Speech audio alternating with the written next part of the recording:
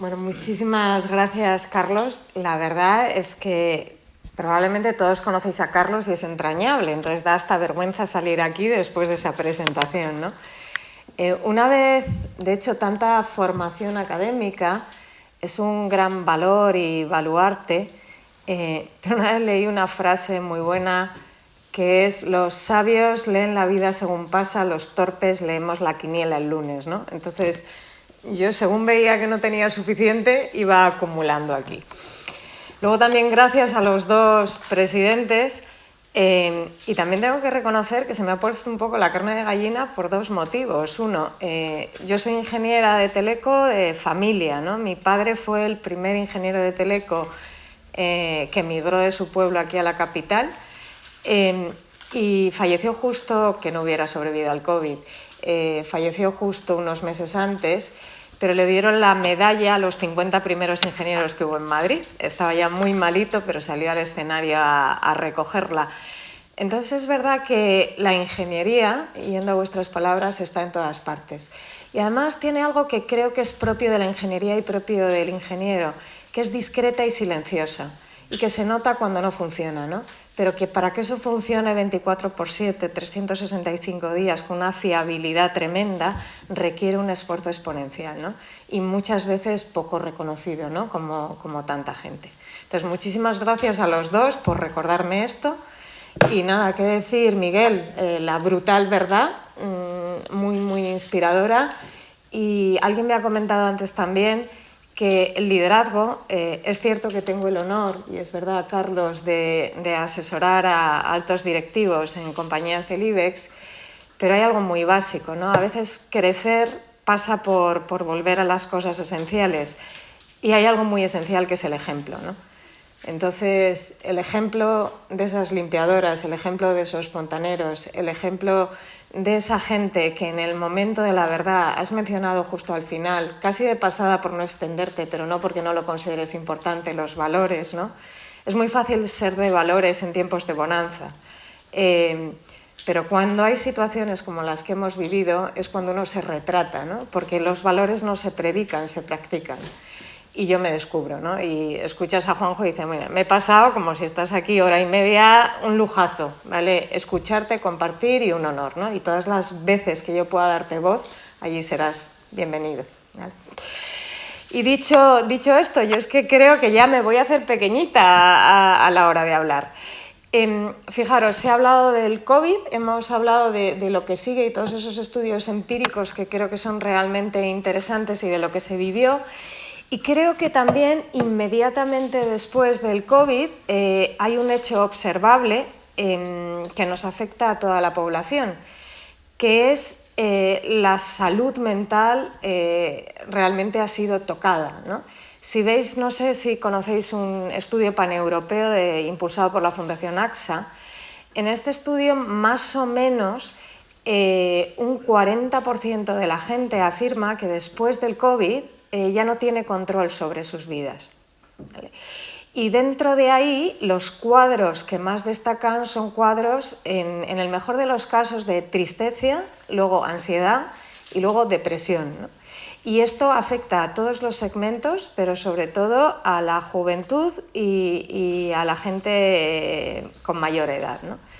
Y es algo que francamente nos lo tenemos que hacer mirar, ¿no? ¿Por qué después de este tsunami en el que hemos tenido la oportunidad, ¿no?, de sacar nuestra mejor versión y a partir de ahí aprender y caminar hacia una realidad mejorada, nos hemos encontrado tan desquebrajados, ¿no?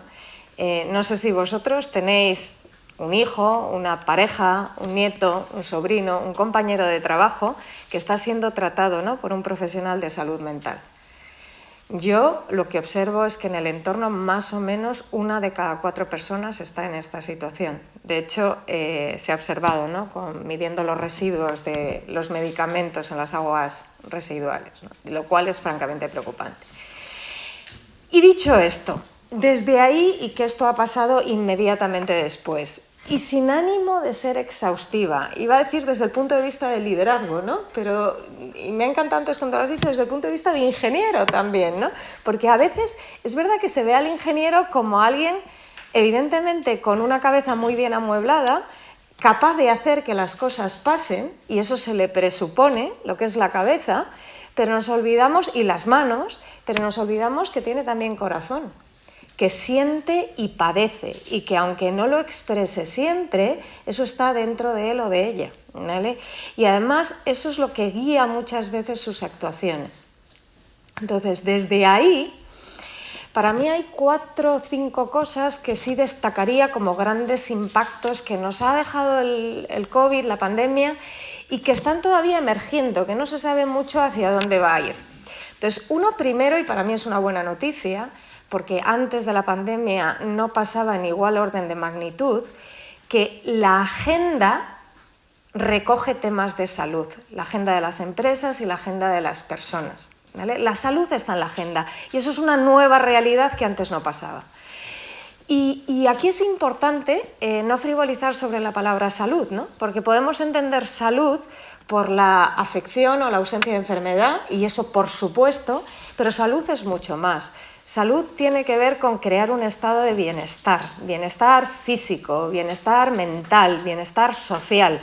¿Habéis estado con personas que brillan y que notas que cuando estás a su lado tu energía sube?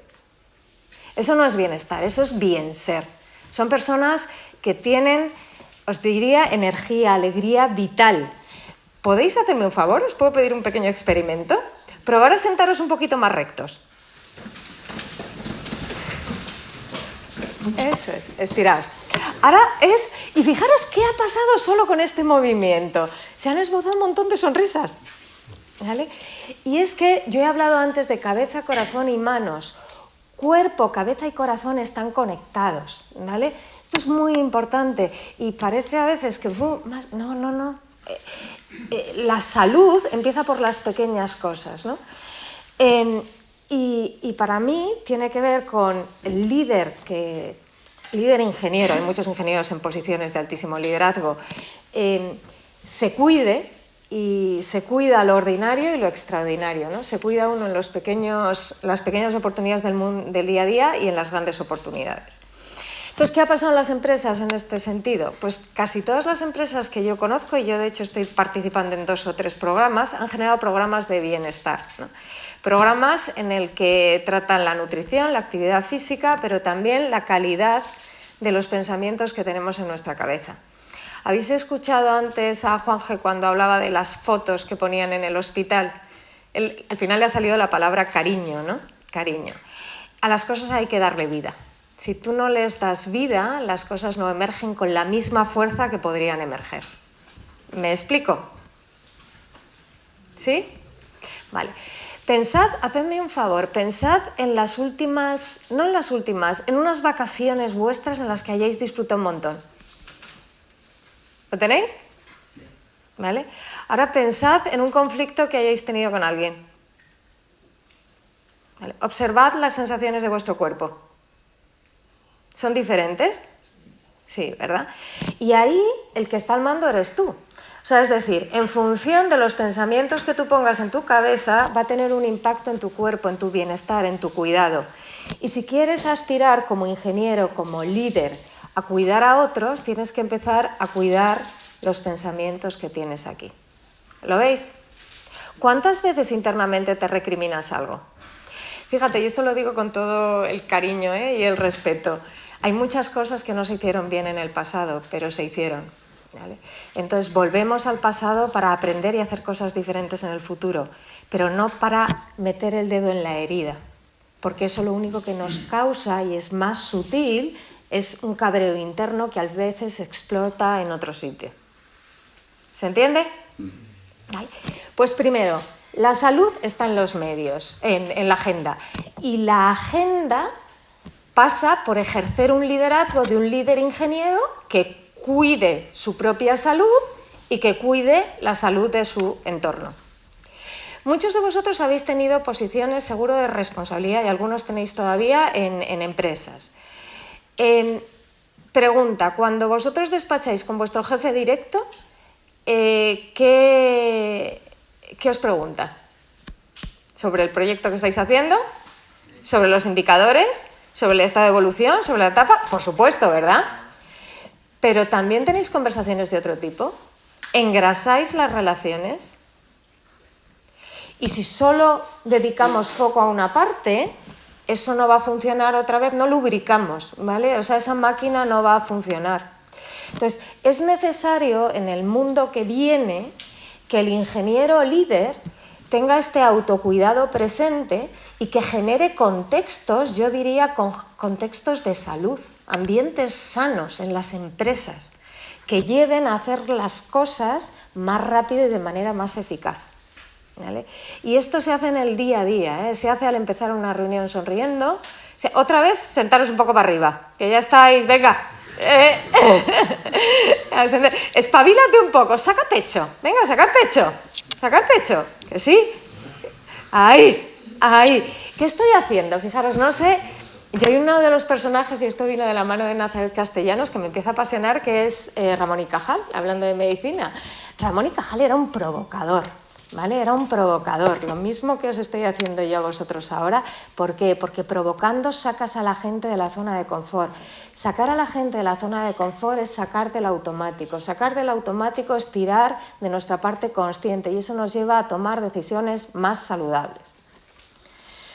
Bien, vale, pues primer impacto. Esto está en la salud. Segundo, lo han mencionado aquí mis señores presidentes. Nuestros hábitos han cambiado. Como clientes, como usuarios, ¿pedís cosas por Amazon? Una persona no, dos no, muchos sí, ¿vale? Más o menos, o sea, datos, según la CNMV, el volumen de comercio electrónico en España prepandemia, pospandemia se ha duplicado, ¿vale? Y paralelamente la facturación de muchas empresas que se han llevado algo al respecto.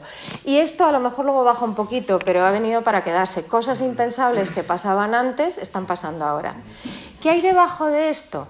La relación que tenemos nosotros, el ingeniero del siglo XXI, tiene una relación no solo con la tecnología que está haciendo, sino con las oportunidades 360 que se abren. Y tiene una relación amable para aprovecharla.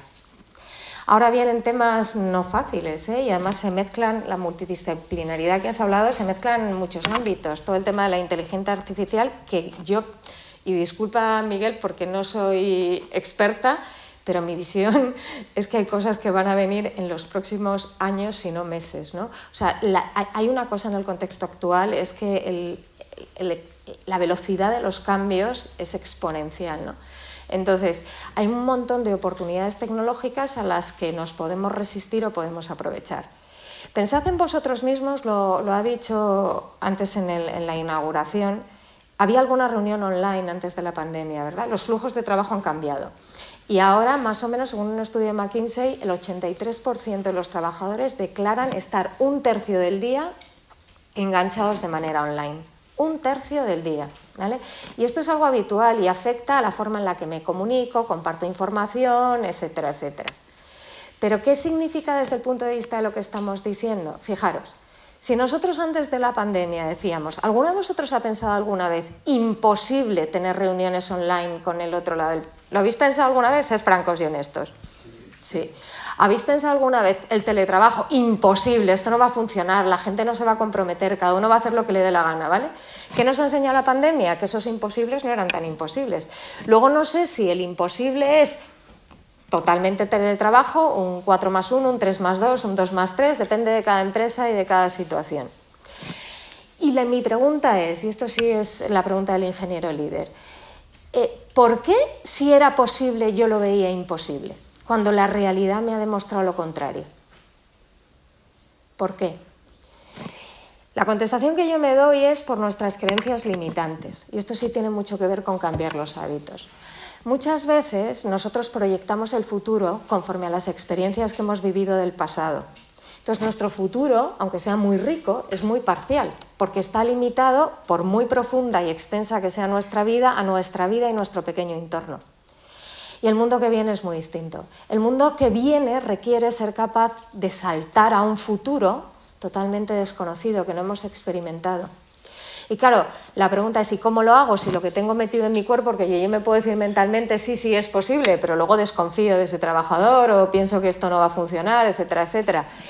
Pues aquí mi invitación, y me da igual la edad biológica, es que cada uno de vosotros experimente, cuando oiga algo relativo a nuevas tecnologías, coge una persona que se mueva bien en esa nueva tecnología y dile, háblame un poco de esto, enséñame algo, mételo. Ten la curiosidad del ingeniero, del científico, del racional.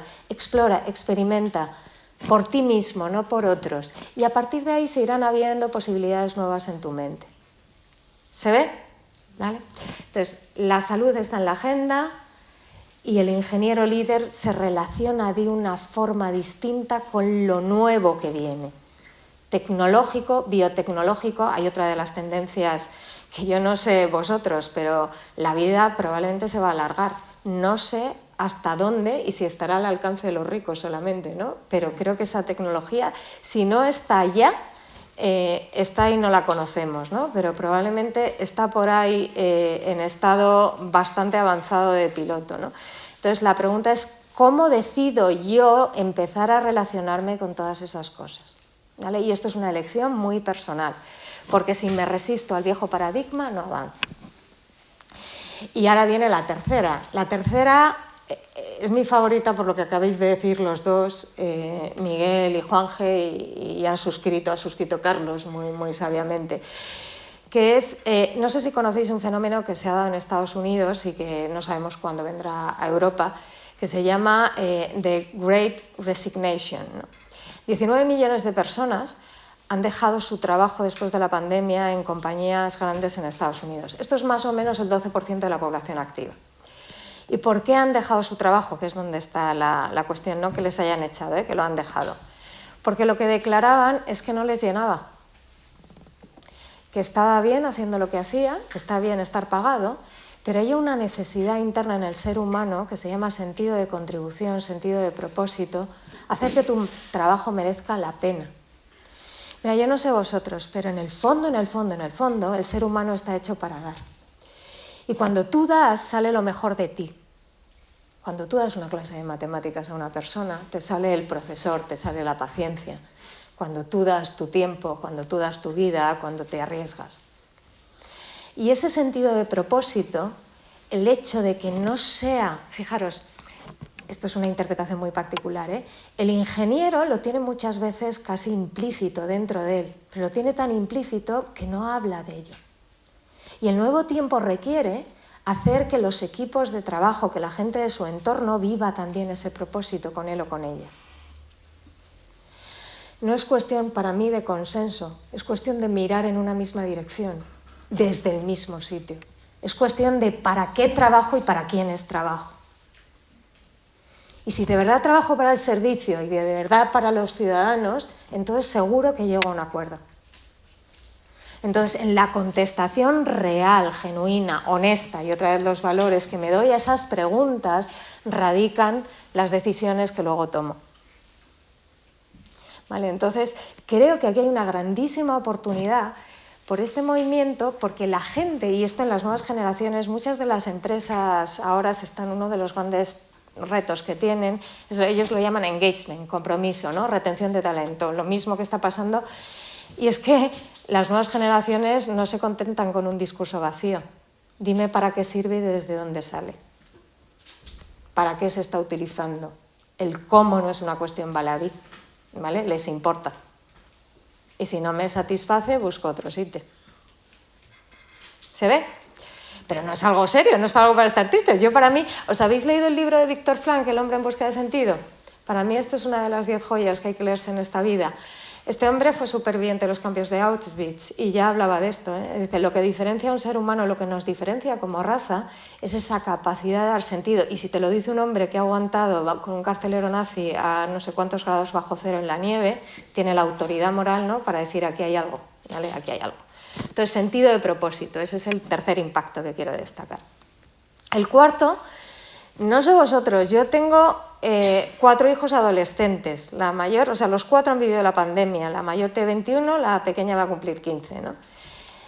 Y yo he vivido, yo quiero destacar algo, has hablado antes también de las redes sociales han vivido un auge en la pandemia, ¿no? Con las dos caras de la moneda. Y para mí, y yo lo digo aquí como madre y como profesional, es especialmente, y digo como profesional porque me pasa muchas veces que cuando estoy tratando a un directivo o acompañándole, Al cabo de unos meses me dice, oye, ¿te importaría ver a mi hijo o a mi hija? Y digo, sin problema. Y entonces, ¿qué pasa? Que me encuentro con situaciones similares a las que yo vivo en casa, ¿no? Entonces, mi propio análisis personal tiene que ver con, fijaros, la pandemia les ha pillado en un momento, por eso esas chavalinas de 18 años tienen mucho mérito, en el que lo que les tocaba por edad evolutiva es salir al mundo, es relacionarse. Y no han podido hacerlo y se han quedado en casa. Entonces, ¿cómo se han relacionado? Con las redes sociales. ¿Y qué ha pasado? Que se han creído que las redes sociales son el mundo.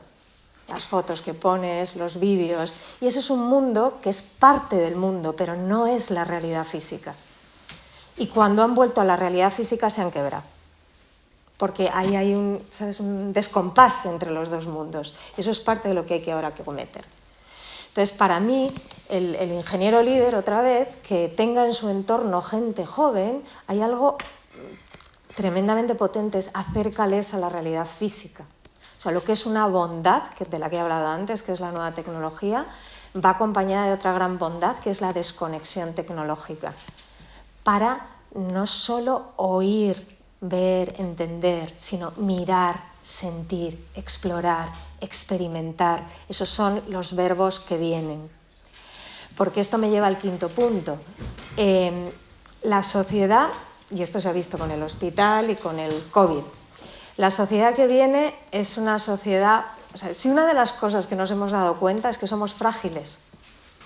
Yo no sé, el ser humano, no sé si os ha pasado a vosotros, has comentado que has pasado hace 3 días por el hospital, pero de alguna forma pensamos que vamos a vivir para siempre y esto no es así.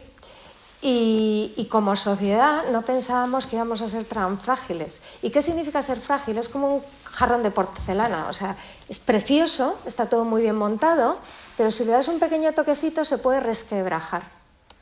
Y el entorno de hoy en día, fijaros, antes se ha hablado de un término, en términos de management, término VUCA, o super VUCA, no sé si lo habéis oído alguna vez. Ahora se habla de entorno BANI. Un entorno BANI es un entorno frágil. La sociedad de hoy es frágil, por eso no creo que pasen 100 años hasta que pase otra. Y no sé si vendrá de la mano de la biotecnología, de la mano de la inteligencia artificial, de la mano de otra pandemia o de la mano de otra cosa. Pero lo que María José está casi segura es que dentro de 2-3 años tenemos otra crisis gorda.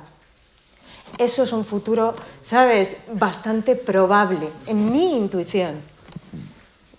Y no pasa nada, hay que convivir con ello. ¿Por qué? Porque lo siguiente que trae... Claro, ¿esto qué provoca? ¿Qué nos provocó la pandemia? En la pandemia se dio un proceso psicológico. Hay 2 cosas que se vieron tremendas. Es cuando uno ve una realidad que no quiere ver, ¿qué hace? Negarla. ¿Cómo somos los ingenieros inteligentes, ¿no? Y entonces, ¿qué hacemos? Usar nuestra inteligencia para negar la realidad. Y nos hacemos unas justificaciones, ¿vale? Porque no queremos ver. Hasta que la realidad te habla de forma bruta. Y la realidad de forma bruta significa muertos, ¿sabes? O sea, quiero decir, que es que no hay salida. Y entonces, ¿qué viene? El cabreo, la indignación, etcétera, etcétera. Y ahí, ¿qué es lo que normalmente te atrapa? El miedo. Y el miedo, ojo, que tiene una parte sana, porque el miedo, ¿por qué viene? Para protegerte de un peligro.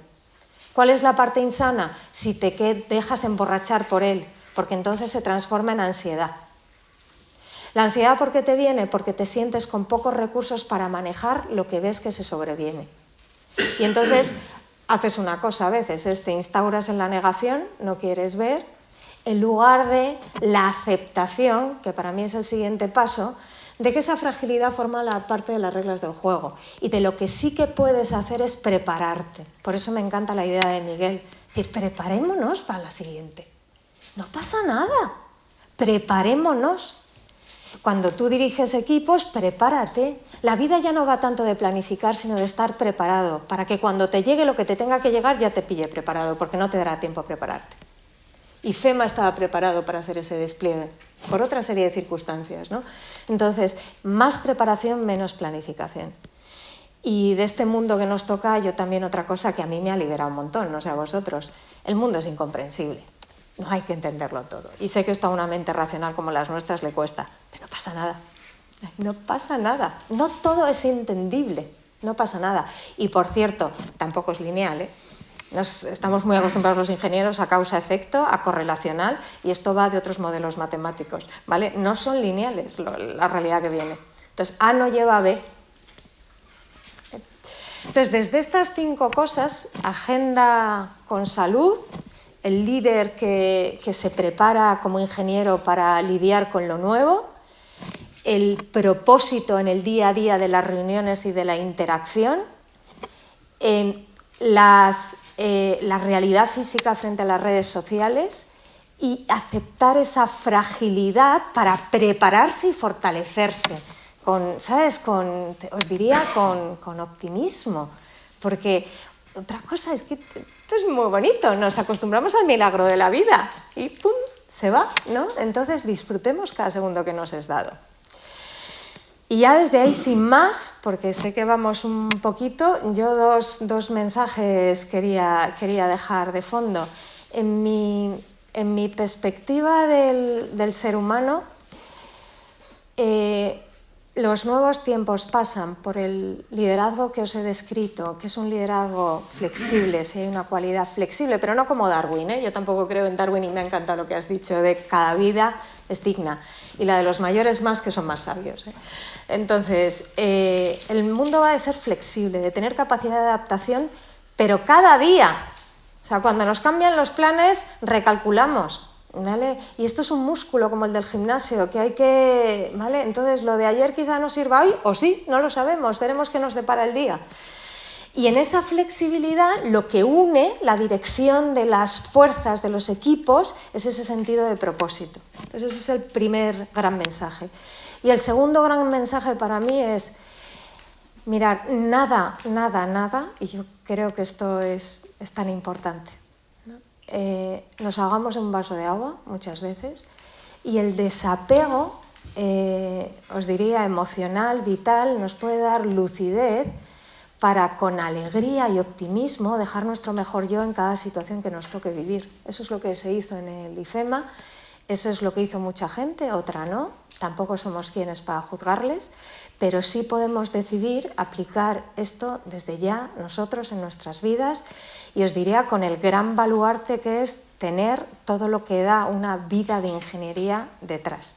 Así que muchísimas gracias a todos.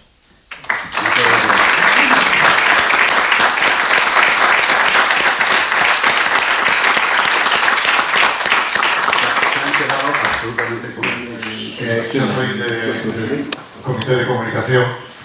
Yo creo, es una opinión particular, que GTP y la inteligencia artificial se viene encima, hagamos lo que hagamos. O sea, eso es una cosa que va a cambiar muchísimas cosas. Desde las estadísticas, la psicología, inclusive la posibilidad de hacer un hospital en 24 horas como habéis hecho. ¿Qué opinas, María José, un poco como analista, lo que se nos viene encima de este tema? Empezó hace mucho tiempo. Sí, empezó hace mucho tiempo, yo estoy contigo, se nos viene encima. Para mí, la pregunta, hay tres preguntas. Una, ¿está ya desarrollada una tecnología lo suficientemente potente como para que sea una inteligencia, te diría, que nos domine o que esté por encima del ser humano?